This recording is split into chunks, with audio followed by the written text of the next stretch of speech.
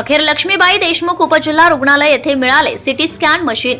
लक्ष्मीबाई देशमुख उपजिल्हा रुग्णालय मूर्तिजापूर येथे सिटी स्कॅन मशीन आल्याने शहरात आमदार हरीश पिंपळे यांचे कौतुक केले जात आहे। आमदार हरीश पिंपळे यांच्या पाठपुराव्याने लक्ष्मीबाई देशमुख उपजिल्हा रुग्णालय येथे रुग्णांसाठी सिटी स्कॅन मशीन उपलब्ध करून देण्यात आली।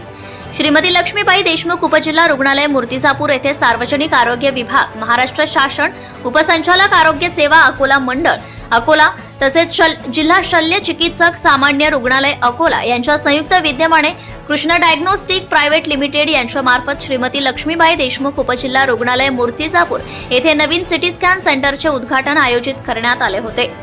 सदर कार्यक्रमाचे अध्यक्ष डॉक्टर आर्थिक कुलवाल, सहाय्यक संचालक वैद्यकीय अकोला, कार्यक्रमाचे उद्घाटक आमदार हरीश मारुती आप्पा पिंपळे मूर्तिजापूर, विधानसभा कार्यक्रमाच्या प्रमुख अतिथी म्हणून डॉक्टर तरंग तुषार वारे मॅडम, जिल्हा शल्य चिकित्सक सामान्य रुग्णालय अकोला होत्या।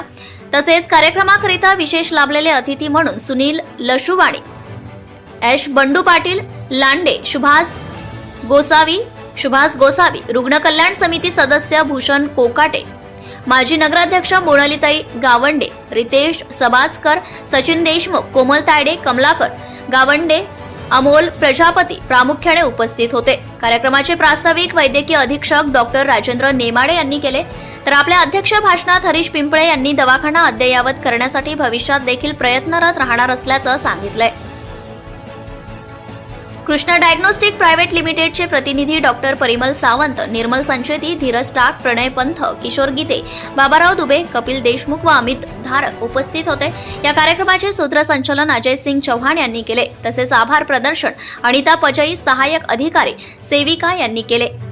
कार्यक्रम उत्कृष्टरित्या पार पाडण्याकरिता रुग्णालयातील सर्व अधिकारी, कर्मचारी, अधिपरिचारिका, चतुर्थ श्रेणी कर्मचारी, पॅरामेडिकल कर्मचारी यांची उपस्थिती होती।